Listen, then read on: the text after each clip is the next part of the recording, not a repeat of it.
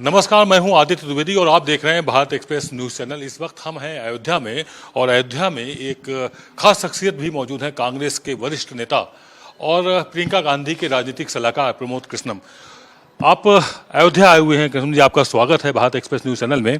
आपसे सबसे पहले पूछना चाहेंगे, बहुत बड़ा आयोजन, हमें लगता है इस युग का, कई सदियों का सबसे बड़ा आयोजन हो रहा है और इसमें वर्टिकल डिवाइड दिखाई दे रहा है। नहीं नहीं, कोई डिवाइड नहीं दिखाई दे रहा है, कोई डिवीजन नहीं है। जो लोग भारत की संस्कृति और सभ्यता में विश्वास नहीं करते, उनके लिए राम मंदिर और राम मंदिर की प्राण प्रतिष्ठा, उसका मायने दूसरे है, उसका अर्थ दूसरा है। जो लोग भारत की संस्कृति और भारतीय सभ्यता और सनातन में विश्वास करते हैं, उनके लिए ये उत्सव का विषय है, गौरव का विषय है। कांग्रेस तो कह रही है कि ये भाजपा का आयोजन है और भाजपा ने इसको पूरी तरह से फायदा लेना चाहती है 2024 लोकसभा चुनाव में। भगवान राम ने भाजपा की सदस्यता कब ली?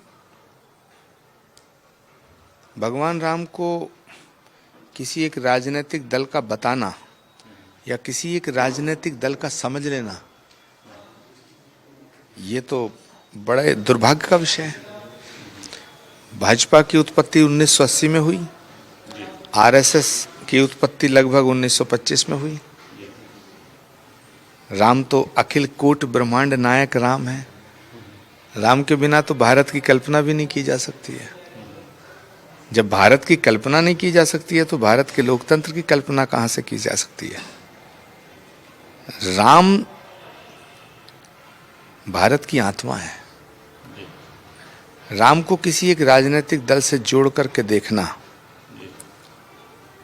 मुझे नहीं लगता कि किसी भी दृष्टि से उचित है। देखिए, भाजपा इस बात को अक्सर मुद्दा भी बनाती है। कपिल सिब्बल ने एक एफिडेविट दिया था और राम को काल्पनिक बताया था, और राम सेतु जो बना हुआ है अभी भी उसके प्रमाण हैं, उसको भी नहीं माना, नकार दिया था, उसको तोड़ने की बात की हुई थी। जिन्होंने राम को नकारने की कोशिश की, जिन्होंने राम के अस्तित्व को नकारने का पाप किया, कहाँ हैं आज वो सब लोग? राम को नकार करके भारत की राजनीति संभव है क्या? राम के बिना न भारत में राजनीति हो सकती है, न भारत के लोकतंत्र को जिंदा रखा जा सकता है। आपकी इस बात का एक और मायने निकल रहा है कि इसका मतलब हम ये मान के चलें कि राम मंदिर निर्माण करने वाले मोदी और योगी, हालांकि वो सुप्रीम कोर्ट से निर्णय हुआ है, लेकिन निर्माण कार्य में उनका बड़ा योगदान है, तो ये लोग अमर हो जाएंगे क्या?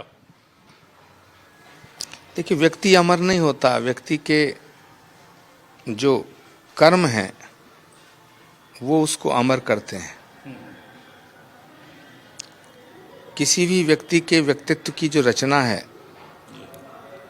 वो उसका कृतित्व, उसके कृतित्व के द्वारा होती है। तुम्हारे कर्म कैसे हैं?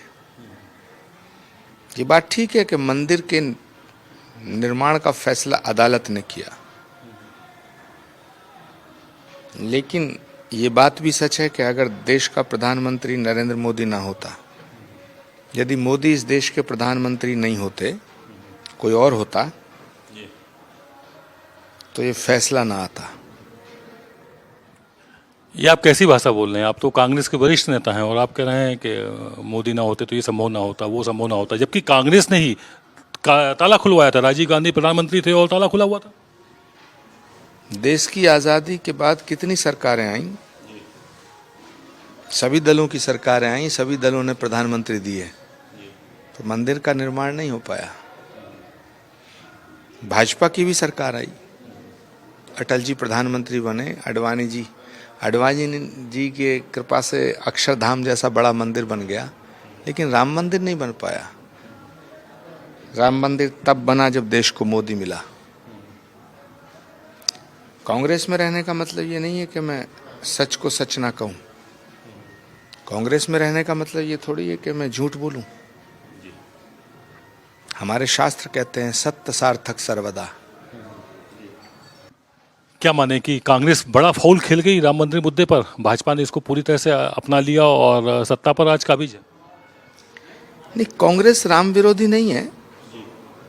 कांग्रेस राम विरोधी हो भी नहीं सकती है।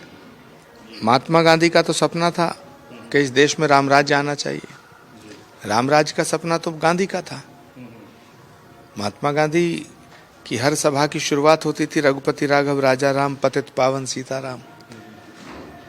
तो गांधी की कांग्रेस, राजीव गांधी की कांग्रेस, इंदिरा गांधी की कांग्रेस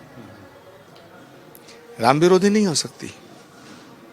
हाँ, कांग्रेस में कुछ ऐसे लोग हैं जिन्हें राम के नाम से चिढ़ है, राम के नाम से नफरत है। ये वही लोग शायद लगते हैं जिन्होंने गीता प्रेस को पुरस्कार मिलने पर कहा था कि ये गोडसे को पुरस्कार देने के बराबर है और राम का भी लगातार का आयोजन का भी विरोध कर रहे हैं। कांग्रेस में कुछ राहु केतु हैं।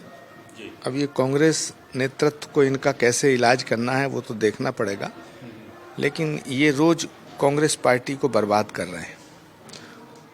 शंकराचार्य कुछ नाराज से दिखे थे पूरे आयोजन में, उस पर आप क्या कहना चाहेंगे? मैं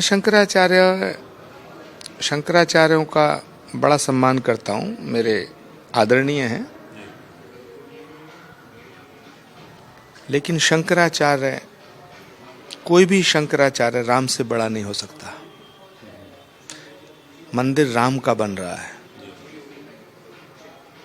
और राम के बिना इस भारत की कल्पना भी नहीं की जा सकती। आपके ये खुले विचार, स्वतंत्र विचार आपकी पार्टी को अखरते होंगे, निश्चित अखरते होंगे, और आप इतने बेबाकी से जो बोलते हैं उसका कभी आपको निर्देश कि आप पार्टी लाइन से हटकर क्यों बोल रहे हैं? मैं राष्ट्र धर्म से समझौता नहीं कर सकता। मेरे लिए देश पार्टी से बड़ा है। तभी आप राहुल की यात्रा में शामिल ना होकर के राम मंदिर में शामिल हुए हैं? नहीं, राहुल गांधी बेचारे शरीफ आदमी हैं, उनके खिलाफ बहुत बड़ी साजिश हो रही है। उनको मेन स्ट्रीम से अलग थलग करने की कोशिश हो रही है, एक षड्यंत्र रचा जा रहा है। पूरे गांधी परिवार को अलग थलग करने की साजिश हो रही है कांग्रेस में। आप तो सलाहकार हैं, आपने प्रियंका को सलाह नहीं दी कि इस तरह से भटकाव से पूरी पार्टी खत्म हो रही है? 2% वोट बचे हैं उत्तर प्रदेश में। सलाह तो विभीषण ने भी बहुत दी थी रावण को, कौन माना? सलाह तो विदुर ने भी दी थी धृतराष्ट्र को, दुर्योधन को, कहाँ मानी गई? ये माना जाए विनाश कांग्रेस का निश्चित है, इसका मतलब तो ये निकल रहा है। ये तो मैं नहीं कह सकता, मैं अपनी पार्टी के विनाश की कामना तो नहीं कर सकता, लेकिन मैं अपनी पार्टी के सभी नेताओं को ये कहना चाहता हूँ कि आप भाजपा से लड़ो, राम से मत लड़ो। भाजपा से लड़ो, सनातन से मत लड़ो। भाजपा से लड़ो, हिंदुत्व से मत लड़ो, हिंदू धर्म से मत लड़ो। भाजपा से लड़ो, भारत से मत लड़ो। ये थी खास बातचीत आचार्य प्रमोद कृष्णम से, जिन्होंने स्पष्ट किया कि कांग्रेस में अब बड़ा सुधार करना होगा और राम मंदिर गौरव का विषय है, निश्चित इसका श्रेय मोदी को जाता है। कैमरा पर्सन रमेश राय के साथ आदित्य द्विवेदी, भारत एक्सप्रेस, अयोध्या।